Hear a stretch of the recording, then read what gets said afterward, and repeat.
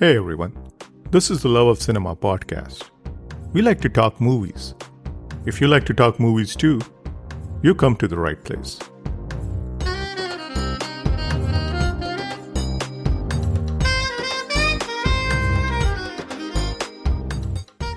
I'll tell you an anecdote which Umesh Mehra had told me when I was writing my book on the 80s cinema.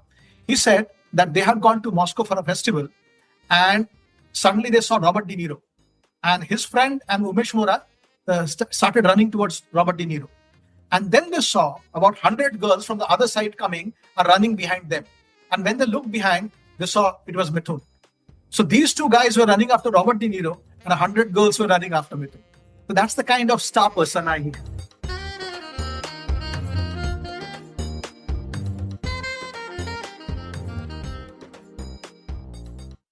Not the Bee Gees, not Donna Summer, not ABBA, not Gloria Gaynor.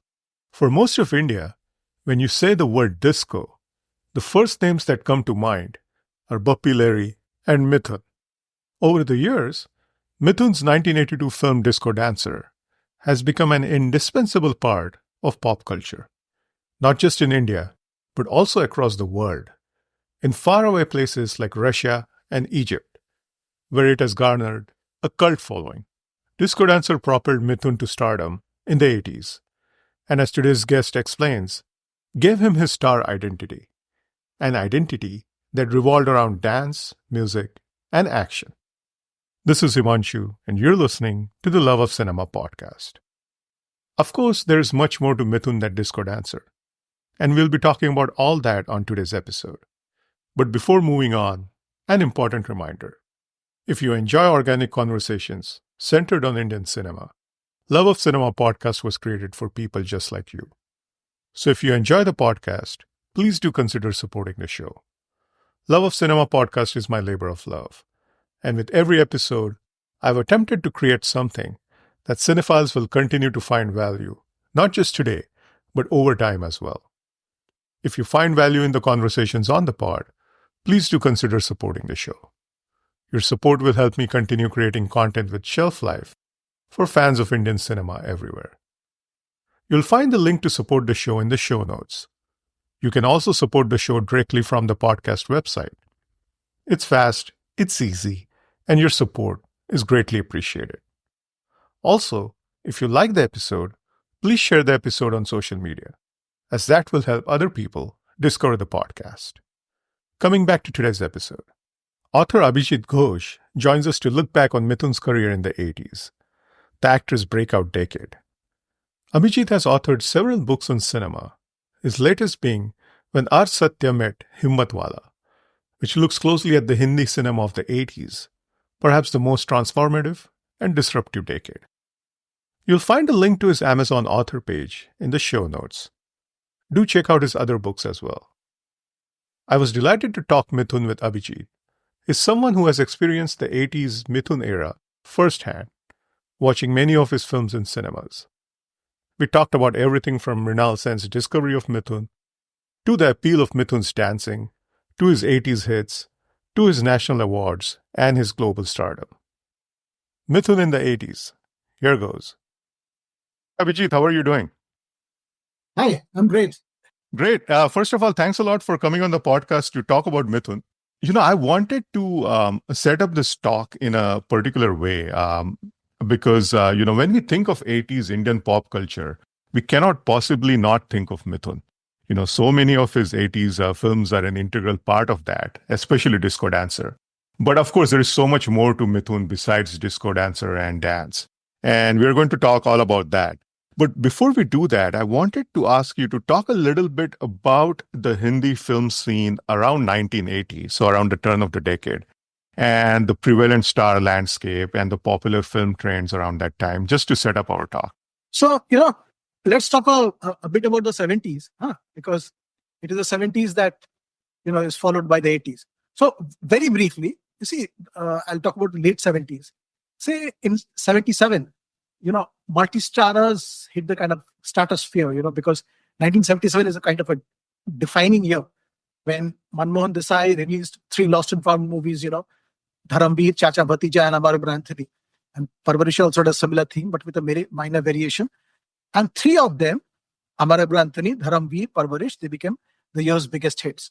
And so, from Sholay onwards, which is 1975, this multi-starrers as well as action movies, this what we call generally, the masala movies, they became a kind of a trend.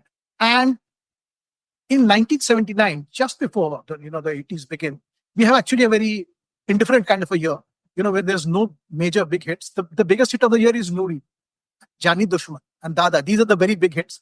Amitabh, is still top of the pops. He has Suhad, Mr. Natwarlal, Kala Patthar. This is the time when Mithun comes, and he comes in 1976, as we all know, with Brigaya, which wins awards for him, but doesn't get him big movies. But in 1979, that is sort of the year when Mithun delivers his first two big hits, and that sets the ball rolling for him in the 80s. In 79, he comes up with Suraksha and Tarana. And these two movies are very different from each other. Suraksha is an important movie in the Hindi film, popular Hindi film scene, because it has a Desi Bond, Gunmaster G9, and Tarana is a Rajeshri film, and it is sort of, Bholi Banjaran meets Shehri Babu, that kind of a film. It's a musical, and both these films become big hits. So Mithun is kind of, poised to be a big name when the 80s begin. Excellent. That's an excellent intro. By the way, I wasn't aware of the Tarana. The name sounds very familiar, but I don't believe I watched that film. So that's something for me to watch. Tarana was a Rajeshri production. It's a Deepak Bahari film. Yes. Deepak Bahari plays an important role in Mithun's career. Absolutely. I just want to tell you something very interesting about Tarana, is that when Mithun was taken for Tarana, a lot of people discouraged Deepak Bahari from going ahead with him. He said, the boy is too dark. So, color was an issue there.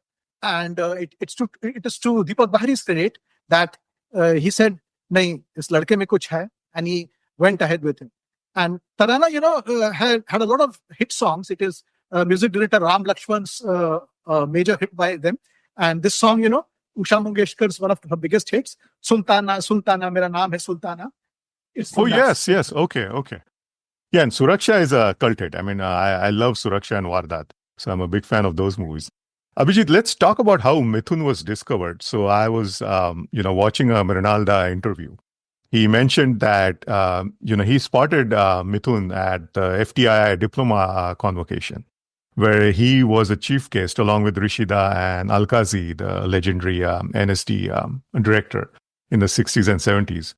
And I remember Mrinalda mentioning something in the interview where he essentially said that he noticed a young man, who was flirting with girls, even in the presence of esteemed guests. And Mrinalda was quite impressed because he said that, in his words, I was impressed by the audacity of his shamelessness. And he said that shamelessness is a quality that is required in good actors. And so it was something very funny that I noticed. But that's how Mrinalda, discovered him. And it's also very interesting because, Mrinalda comes with a certain reputation and a certain films. And Mithun's films, if you think about Mithun, he's not really the kind of actor that would fit into those films. At least initially that people thought. I mean, later on, he went on to do many offbeat films. True. See, it's very strange. Mithun's career is a mixture of what a traditionalist would call a blend of the sublime and the ridiculous. He has two opposite, sort of. Right. Yes. You have two ends of the spectrum. That's his career. So he's a man who has got 3 national awards for Brigaya, then later for Tahadir Kotha, and then for Ramakrishna Paramahan's film. So yes. He's got 3 national awards, and yet he has acted in so many films which are which are sort of what you call basement movies. The Ramakrishna Paramahan's role he played in the film, which was Swami Vivekanand. That's the name of the third film. So It's a very career with lots of highs and lows. He has delivered lots of flops, and he has also delivered lots of hits. It's a very interesting career.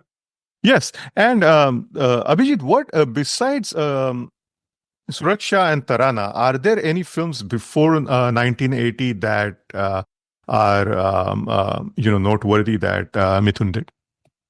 No, they're not. They're not noteworthy. They are.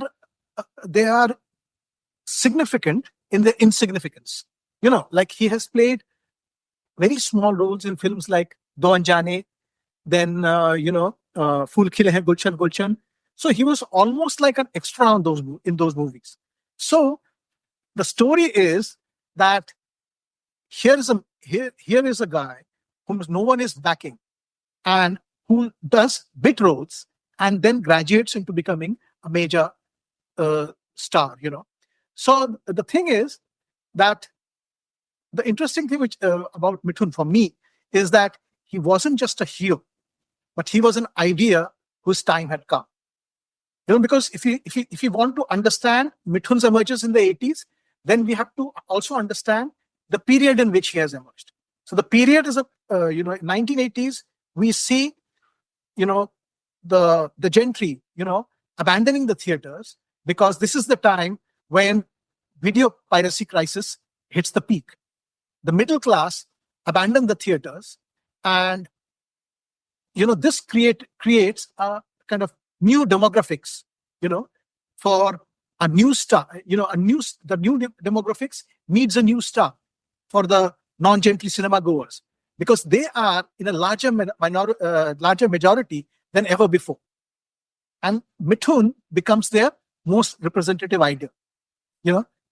His entry marks a very important break from the other heroes who are the darling of the underclass. There was Dara Singh back in the 60s. He was the ultimate macho man whom the front benchers revered. Then we had Amitabh Bachchan, who had a fanatical fan following among all classes, but his screen persona of a rebel did not match with his public school upbringing and background. In Mithun's case, the front bencher both loved and identified with him. Unlike Bachchan, he seemed to be one of them, and he had risen to the top. So watching him was self-fantasy fulfillment. Yes. We'll talk about this a little later on as to, what is the appeal of Mithun, because I completely agree with you on this part. But I just wanted to quickly, talk about the films that he did in the 80s, just in general. I mean, he was everywhere. He was doing all genres. He did westerns like Jagir and Wanted. He did spy movies like Suraksha and Wardat, which we talked about, the Gunmaster G9 movies. He, of course, did dance movies like Disco Dancer, Dance Dance, and one of my favorites, Kasam Paida Karne Wali Ki. He did mysteries like Dhua and Kaun Kaise. But he was also doing offbeat, like Basu Chatterjee movies like, Shaukin and Pasand Apni Apni. He did Gulami with JP Datta, which is another favorite of mine. He did a string of sentimental tearjerkers with Bapu like Prem Pratigya and Paramatma. And then numerous, I think, like, dozens of entertaining and cult action dramas like Watan Ke Rakhwale and Avinash, Commando, Data. So the list is just endless. But he was everywhere, right? I mean, he was doing all kinds of films. He was doing all kinds of genres, and he was working with a lot of different directors, some of whom he kind of collaborated again and again and again. In February 1987, answering a fan's question in the Hindi Film Magazine, Mithun said that his dates were booked for the next 2.5 years. So, between, I think, 1980 to 89, he acted somewhere between 110 to 120 movies. So that is about 11 to 12 movies a year, a movie a month. That's the kind of prolificity he had. But we can do the thing, say, year by year, to understand, the trajectory of his growth and how from, say, doing small B-grade movies, he becomes a big budget, big film star. So in 1980, the real big hit that he does, which actually brings him to the notice of many people, is Hum Paanch. Hum Paanch is, it was directed by Bapu, but the person who was producing it was Surinder Kapoor. Now, Surinder Kapoor is Anil Kapoor's father, but they didn't have any big hits. And it was out of these Hampach. Hampach was a kind of a redoing of the Mahabharata. And Mithun played the role of Bhima. And, he is the guy who stands out in the movie. Of all the actors who are there, including Sanjeev Kumar, who plays Krishna, he is the guy who stands out. He's better than Raj Babbar and all the other guys. That film kind of sets him apart and makes him stand above. So it becomes a big film for him. But you also have to understand that as the decade progresses, piracy becomes very strong in the market. So what happens is that on an average, only 10 to 15% films are hits. Most films are at this point of time losing money. In the 70s, there's a band of movies which is, say, around say 30 to 40% movies are in the no loss, no win category. So there is nobody's losing money, but though they're not making profits. They're just breaking even. It disappears. So you are either making money or losing money. And most of the films are losing money. But the important thing about Mithun is that his films always draw initials. He has created a loyal band of fans who, in spite of everything, are watching his movies. So, my understanding of a star is not how many hits you give, but how many flops you survive. So Mithun has been only, say, 2 out of 10 Mithun movies are becoming box office hits. But none of his films, you can say that nobody went to see. Every films, people are going, watching. Some of them are losing a bit of money, but he still has that star power, which is a very, very interesting thing. Then in 81, he comes up with Wardaat, which is a very interesting film because it is the second version of Gunmaster G9. It has got some very, very good songs, again, by Bappi Lahiri. Tu mujhe jaan se bhi pyara hai. Yes, great music. Dekha hai tumhe maine fir se palat ke, those kind of songs which are there. And this is also the year when he comes up with Ashanti.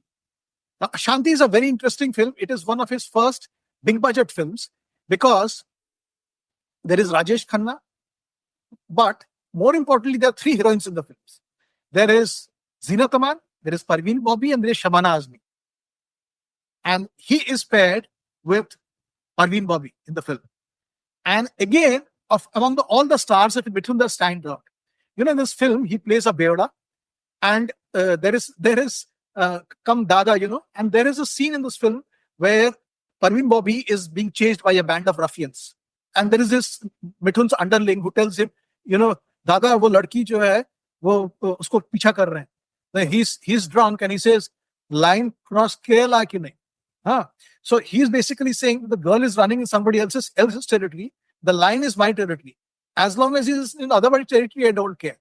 And then she says, Dada, wo ladki bahut tang kar rahe hai usse. He says ki line cross Kerala ki nahi. And they say nahi. So he's just so. And then finally, Parveen Bobby manages to break free and crosses the line. And he says, Dada, wo line cross kar gayi hai. And then Mithun goes. And, I saw this film in Ratan Talkies in Ranchi. It was a house full. And the whole crowd, when he says, he goes, does that. The entire crowd, starts clapping and cheering and whistling. He had that ability to get the crowd going, to make you feel alive. That's a very important aspect. That's what you call star power. And by the early 80s, he's already developing a star power. But Mithun does not have a star identity. Every star stands for something. Rajesh Khanna stands for romance.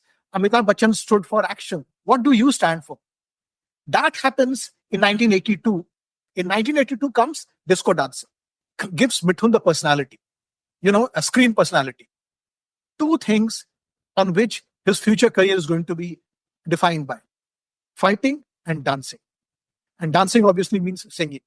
So fighting and dancing, and he's very lucky at this point of time that, in 1981, MTV comes in. So there is slowly but surely a shift in the way music is being, consumed by the people.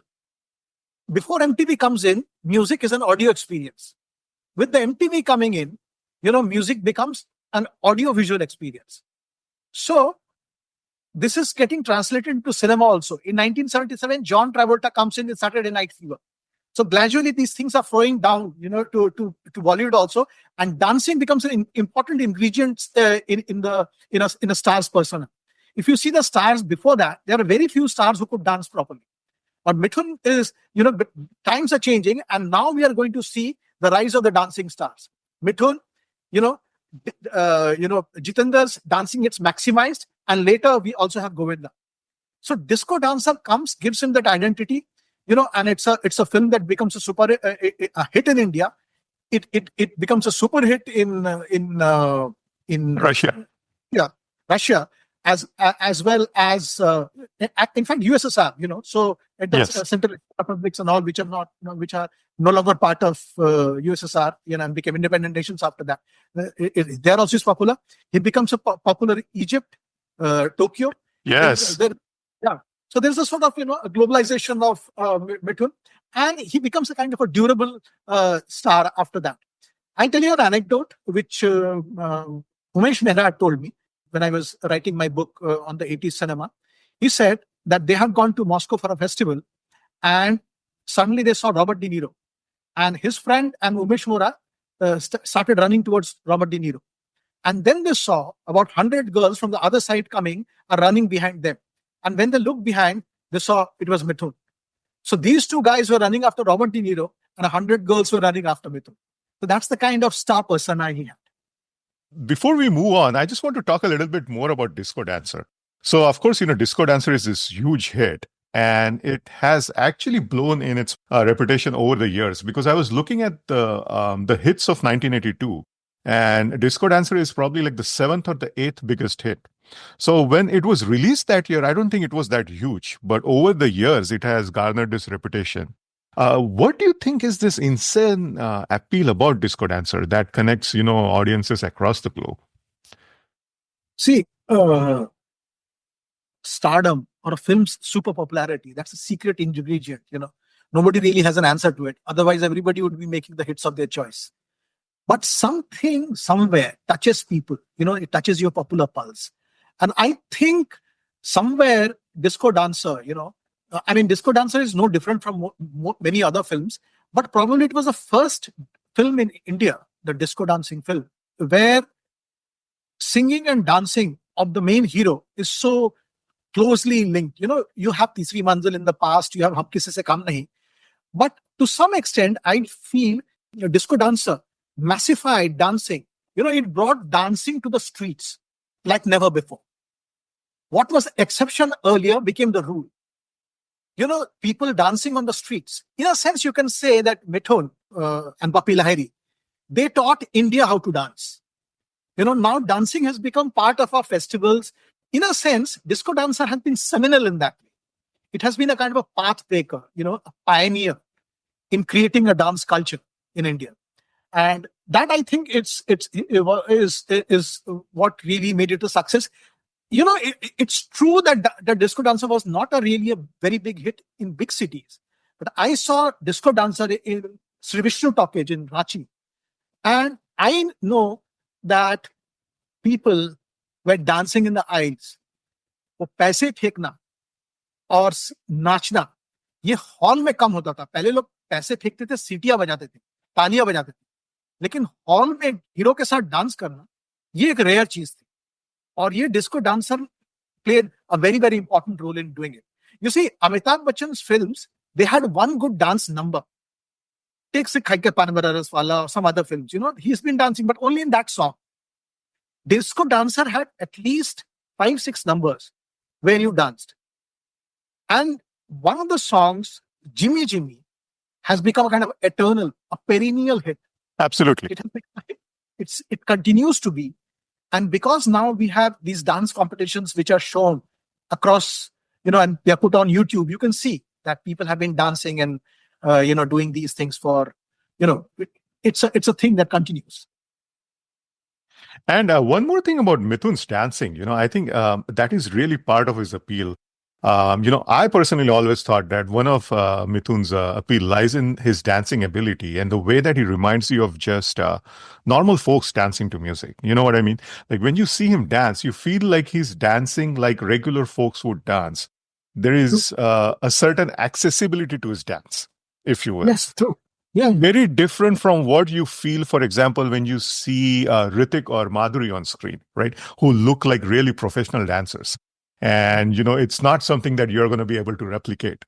But when you see Mithun, you feel like, hey, this is, one of my friends. Who's Yeah. dancing. See, Mithun's dancing, which also goes with Govinda's dancing, the facial expressions are also important. And to that extent, the way they danced, that's why I said they bronze dance to the people. They created that thing, and you're absolutely right. It's because their steps are accessible, their moves are accessible. And Mithun also said once in an interview that he never imitated John Travolta, which people think. He was much more interested and inspired by Elvis Presley. And he learned dancing from an African who used to come to a restaurant in Calcutta called Blue Fox. And he learned it from him. He learned the subtleties of, his moving the pelvis and that kind of thing, because it has to be done in an artistic, rhythmic way without looking vulgar. And he said, that's the difficult part. And he learned all that. So that's the fundamental part of it. It's very interesting that while he did these films and was successful, like Asam Paida Karne Wale Ki, Dance, all these are successful films, Mithun's success is as much in dance movies as in action movies, and more importantly, in family dramas. Let's talk about some of your favorite picks of Mithun films, because there are so many. And, I have a few titles here too that I would love to talk about too. But let's start with you. So what are some of your favorite 80s Mithun films? Hey, two we have already discussed, actually, Suraksha and Disco Dancer, yes. Yeah. I don't like him much in socials, although his social movies are actually more successful than his many of his action movies, But I like him in Gulami. Yes, the famous excellent film. Famous dialogue, Koi Shak. So that is one of my favorite movies. I also liked him in a flop called Jag Utha Insan by Rakesh Roshan. It's a love story, and one of those movies I like. And one of his films I liked, although his role is not central to it, is Shauki. Because because the movie is superb. Yes. So that's both those Basu Chatterjee films that he did, Pasand Apni Apni and Shauki, they're really sweet movies. And I think the thing about Pasand Apni Apni, which I recently saw again, for this podcast, is that I noticed that, you really buy into Mithun as this, CEO of a big company at the same time that you can also buy him as a disco dancer. So, there is a certain talent in that too. I mean, there is a certain skill in that too, where, he's able to get under the skin of the character and he's able to sell that to you. So I thought, that was quite interesting. Both those films are nice. Another interesting film, which was a flop, and it's again, I think a Basu Chatterjee film. It's called Shisha. Oh, yes. Yes. Yep. Shisha is harassment of women in workplaces. And, when you see the movie, you realize that the movie is far ahead of its time, because even the denouement in the film leaves you totally unexpected. You think from the very beginning that the way the movie has been framed is that Mithun is not guilty, and it's only in the end that we realize that Mithun was the harasser. So, so that extent, it's quite, the movie was quite ahead of its time. And I think that movie requires a revisiting to, because, some movies, it's not a very well-made movie, but it's a movie which dared to be different and, in its own commercial ways. By the way, the heroine is Mallika Sarabhai, so again, that's a very, unusual choice. Although Mallika Sarabhai casting, yes. acted in the Sunil Dutt film called Himalaya, Himalaya se Uncha, quite back in the 70s. But this is quite a different film, and uh, he it, and it again shows that the Mithun had the guts to do that kind of a film, where he actually is the villain, and he's the in that age, most people are very very conscious about their image, most stars, and but Mithun dared to be different. Yeah, he was never wary of breaking mold and doing different kind of films. Yeah, and you see that, say, like Pyar Jhukta Nahi. Huh? I was going to ask you about this film. I just watched it 2 days ago. I don't know what the big deal is. It was one of the biggest hits of his career. And it has some nice songs, but I didn't get the appeal of that film. Yeah. See, it's like this again, as I said again, success in cinema is a very secret kind of a thing. Once in a while, you'll always find a movie which defies explanation. And I'm not talking about just Jai Santoshima. There are many movies, which come and suddenly you realize that this movie mein kaun si khas baat thi, because there are so many other movies with the same kind of things, good songs, very very very very average movies. But it was like fated to happen, because I think it was the unusualness of the movie, of Mithun in this movie, which probably got the people going. This film was refused by Rishi Kapoor. It was offered to him and he refused it. And so, kismat ki baat hai, he had this film, and he got it, and the songs are excellent. Actually, the songs were very important for this film. Songs are decent, yes. Yeah. And that point of time, it was like exceptional. It was one of the biggest musical hits of the year. And in a sense, one of the big, also, Shabir Kumar, who was a Rafi clone. Right. It was one of his major hits. So all the songs in the films, became very big hits. And Mithun sort of, after that, like he also did Ghar Ek Mandir and some other films like Swarg Se Sundar, which were typically South-paced family dramas. But so Mithun had three things: the family dramas of the South, the action movies, and the dance movies. And he kept on doing, say, 3-4 movies of these types each year.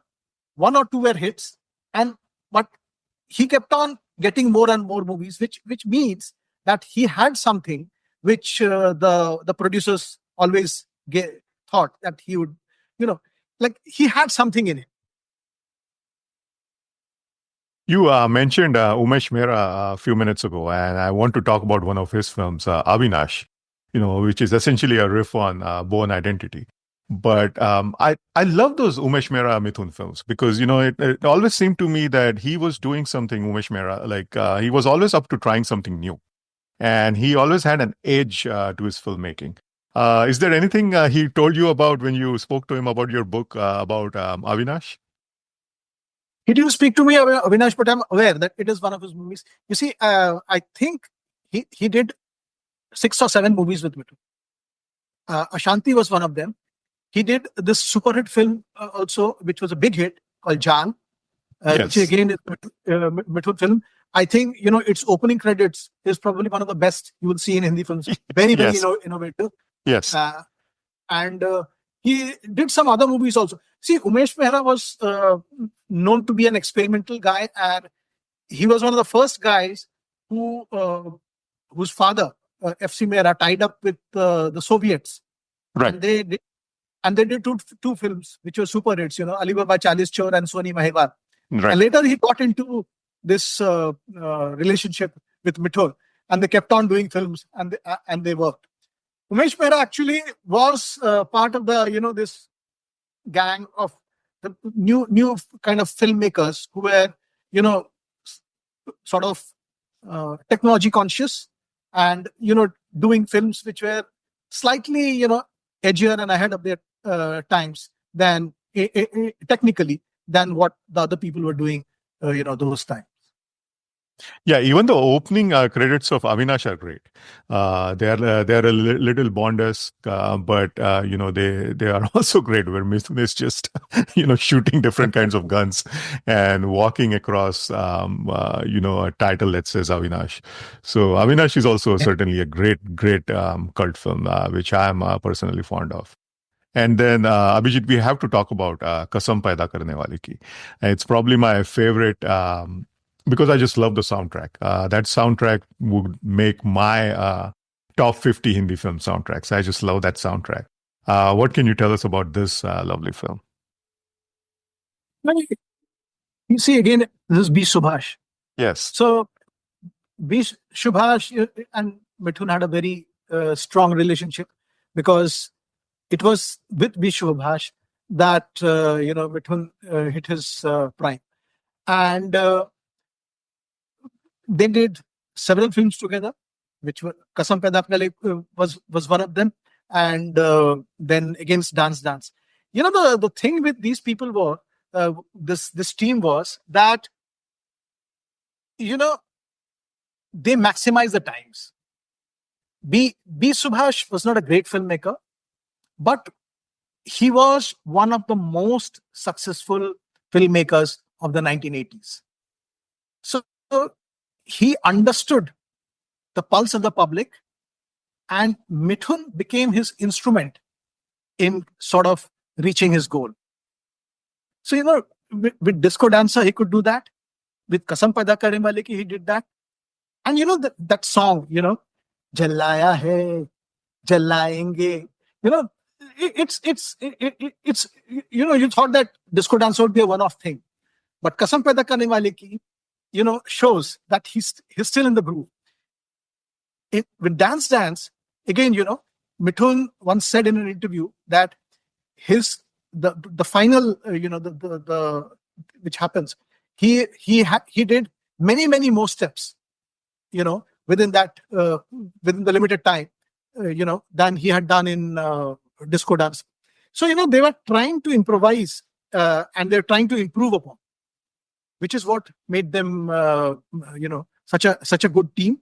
And Kasam Paida Karne Wale Ki was part of this great teamwork, which made them such Babbar Subhash, Yes. such a healthy and successful relationship. Yeah, they also did Commando, which is another action film that was a hit, I think. Yeah, Commando, Andhi Tufan. Andhi Tufan is, yes. Yeah. All these films were hits. And then these films are nothing special. They basically, but understand the mood of the times.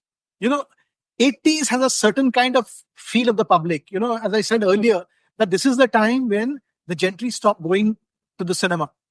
They are watching some films, in the air-conditioned comfort of their homes. But they are pirated films. They are not adding to the producer's coffers. So you need some things different, some ingredient to get the audience which is going to the theater enjoy that. People like B. Subhash understood that, and people like Anil Sharma, who made Hukumat. Yes. He understood that. And people like N. Chandra, Ankush, they understood that. So, it was part of this larger, understanding the pulse of the public, which plays the key role in making Mithun the most successful hero, among the most successful hero of the decade. And Abhijit, is it true that Mithun was called poor man's Amitabh?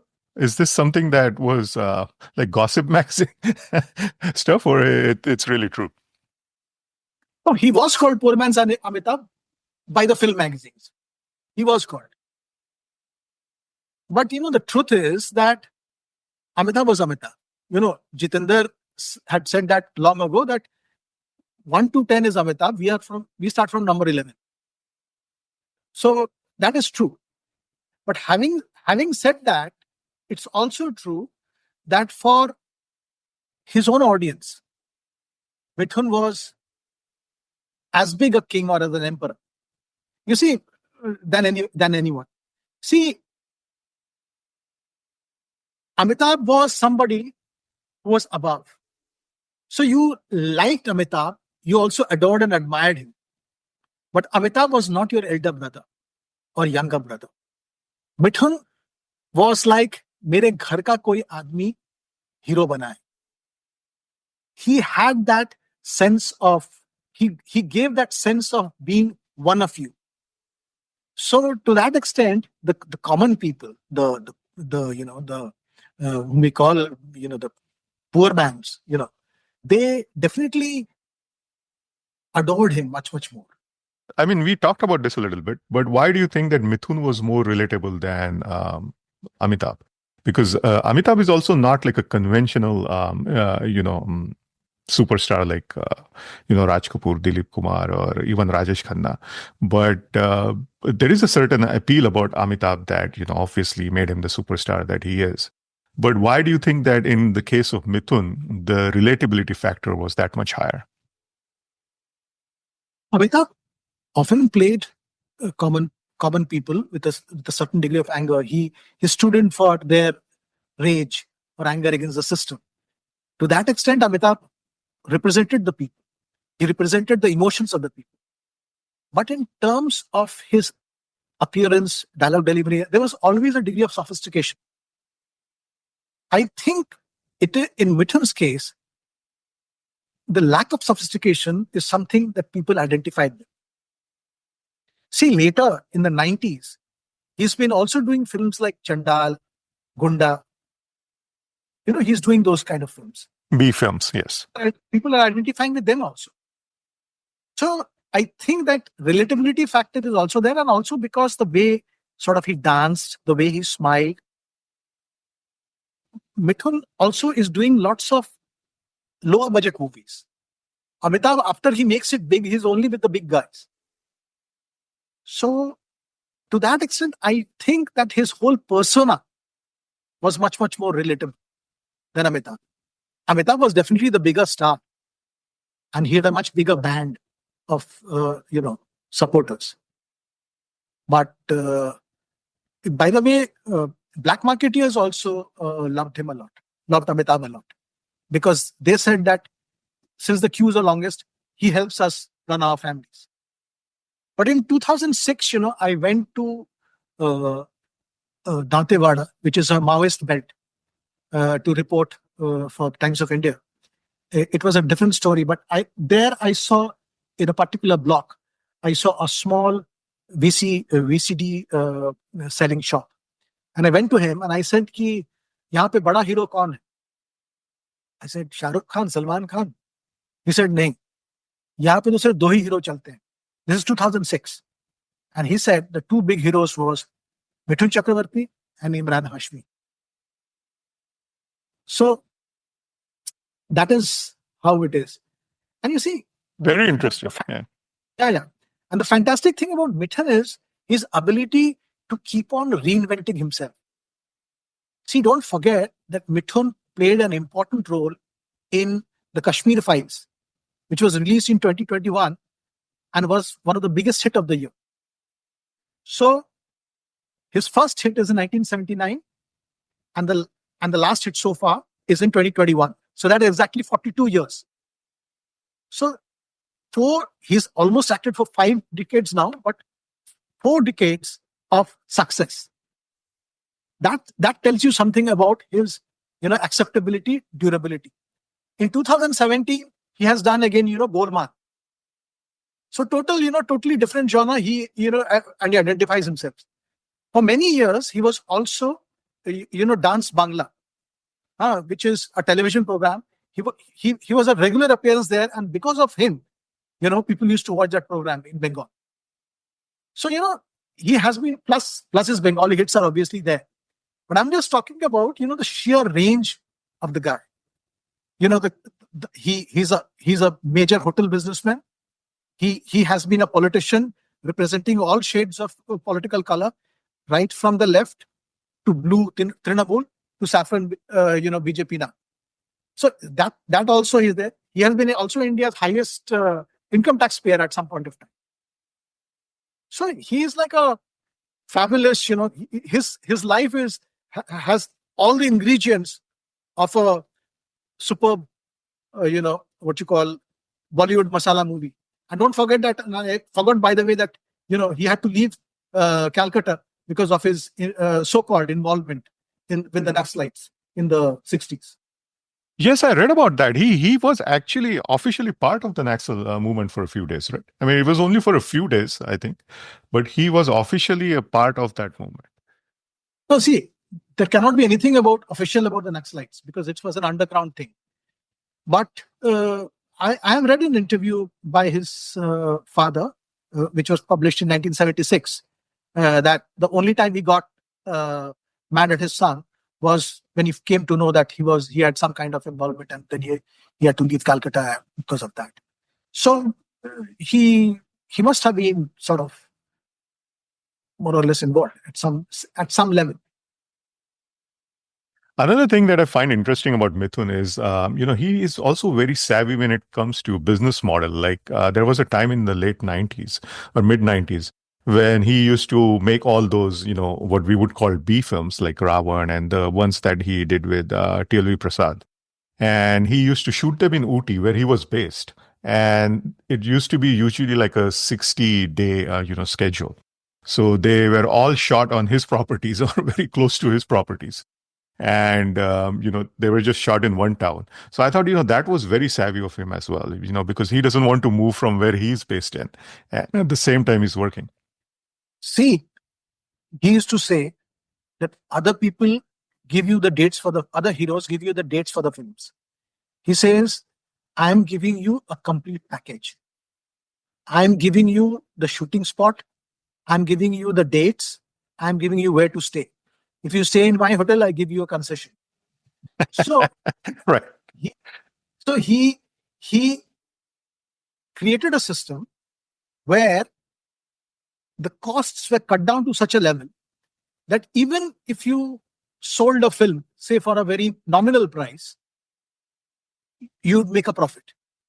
So it was almost like a fail-safe model that he created, which shows, again, as you said, the savviness of the person. He starts out as a career. He starts out as a small-time actor, becomes a national award-winning actor, becomes a major star. But, he doesn't stop at that. He doesn't stop at, say, he within the whole system of filmmaking, he's constantly finding ways and means to maximize and improvise. So in that sense, he is sort of in another way, like he's a pathbreaker. He's doing something which nobody else had done, and he showed that it could be done.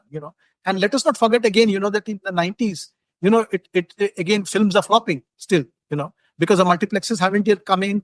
The single screen model is falling apart. But he creates within that a model which is a win-win for the distributor, for the producer, as well as for the actor. So hats off to him. And let's talk a bit about Mithun's legacy and his influence on stars since. Let's do the second one first, because I think that one is easier. There is a bit of Mithun in Govinda, no one will deny. And, there is a bit of Mithun in Varun Dhawan as well. So, all of these newer stars or all of these stars since then definitely have been influenced by Mithun. Would you agree to that? Honestly, I have not watched this as closely, so I will not be able to comment with any degree of surety about it. But you see, the influence that he has is tremendous, in the sense that, you go to small towns, you go to villages, I think his impact as a actor and as a star has not been studied and analyzed enough. Only because we tend to sort of, what is called popular culture. We don't tend to, analyze it with the degree of seriousness that it deserves. So Mithun comes at a time when star sons are being launched with so much of fanfare. We have Kumar Gaurav, we have Sanjay Dutt, we have Sunny Deol, We have Kunal Kapoor. We have Karan Kapoor. We have Rajiv Kapoor. All these guys are coming in.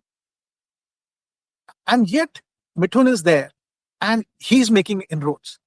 No. So he's telling the world that, those guys may be on the elevator, but I am taking the steps. But in the end, I will reach a higher, story than all these guys. And he did. So to that extent, he's a tremendous case case study in success. Absolutely. And yeah. And also, in terms of management techniques, as you're talking about, how he has managed his own career, how he has kept on, sort of reinventing himself all the time. And to think that he was doing this, he was having this impact during this shadowing Bachchan era is even crazier because, if you think about it, what if Bachchan wasn't there? How big would Mithun have been? Yeah. See, it is again, the most difficult thing he's doing is, this is the time when action movies are there. And, the underclass movies are there, these Mawalis and Himmatwala kind of movies. Dharminder is making a second coming, with all the action movies. Shatrughan Sinha is still big. Then we also have the guys like Raj Babbar and all, who are also there. Mithun, in spite of everything, is there, and he is not scared of anybody else. Others are scared of him. And there are so many films where he has acted with Jitendra, with Amitabh Bachchan. And I remember one review where in Madhuri, where I don't remember the film. I think it is Pyar Ka Mandir, where they say, either Pyar Ka Mandir or Swachh Sundar, where they say that in the cinema hall, the public is clapping Mithun much, much more than Jitendra. Even in a film like, say, Ganga Jamuna Saraswati, which is an out-and-out Amitabh film, it is his Nariyal Paniwala, which people remember. And he got a Filmfare Award also for that. So, he's very, very comfortable and confident in his own shoes. Yes, and even as an actor, I think he's criminally underrated because he never gets that kind of respect that some of the actors from parallel cinema movement would get. Or because I'm not saying that he's in the same league as Nasir or Om Puri. I mean, I think they're greater actors, but still, I mean, Mithun is a very solid actor, and he doesn't get the credit that he deserves. See, as I told you earlier, there are 3 national awards. How many actors in India have got? That's true. Awards? Yeah, that's a good point. Yeah. So and the roles are very different from each other. So it is not. Once Mithun, I had interviewed him once, and he told me that he does some films for himself, some for the box office, and some for the fans. That's broadly his division. So the thing which I found most striking about him was how clearly he could see the audience. It is as if, he has in his head a sort of a, category of each and every person who watches his movie, his core fan base, the audience critics. He could see things very, very clearly. So, if somebody has lasted for nearly 5 decades in the film industry, in the cutthroat and hugely competitive film industry, he has to have some kind of special instinct, if not knowledge. And I think in his case, he had both the instinct as well as the knowledge, to be able to do what he has done so far. Finally, Avijit, we're going to play a round of rapid fire that I call Shoot. where I'm going to ask you questions and you're going to shoot back answers without thinking too much. So it's just a simple rapid fire round. You ready? Most underrated 80s Mithun film. Shisha. Most overrated 80s Mithun film. Pyar Chukta Nahi. I agree. Favorite soundtrack from a Mithun film. Wardat. Mithun's best performance in the 80s. In a commercial film, Gulami. Which Mithun movie would make for a great remake? I would like to see him, even now, do a third Gunmaster G9. Oh, wow. Like an updated version, yeah. Yeah. One filmmaker you wish Mithun worked with in the 80s. He actually acted with practically every of them, but maybe Govind Hilani. Great choice. Your favorite Mithun B film from 90s? Gunda. Yes. And one Bengali film of Mithun that you would recommend? Shukno Lonka. Anything else that you would like to add? I want him to act in a new blockbuster movie, Say, like a mainstream movie, you mean? Mainstream, not movie so much, as a very nice OTT web series. Yes. I think he has a lot to offer. Yeah. Yeah. Say, that part, say sort of an aging alcoholic detective, trying to solve crimes. Like it happens in lots of Nordic, thrillers. Yes. That would be awesome. Something like that. Yeah. I think he can be very good. He has that hangdog weariness, which has not been exploited enough. Well, thank you so much, Avijit. This was great. Thanks a lot. If you liked the episode, do consider supporting the show. Your support will help me continue creating content like this. You can find the link for supporting the show in the show notes and on the pod website. Also, do share this episode on Twitter, Insta, or Facebook. And do subscribe, rate, and review the pod wherever you listen to your pods. You can follow me on Twitter and Insta at loveofcinemasf8. Feel free to reach out there or by email with your comments, feedback, and suggestions. You can find my email in the show notes. That's the episode. This is Himanshu signing off. And as always, thank you for listening to the Love of Cinema podcast.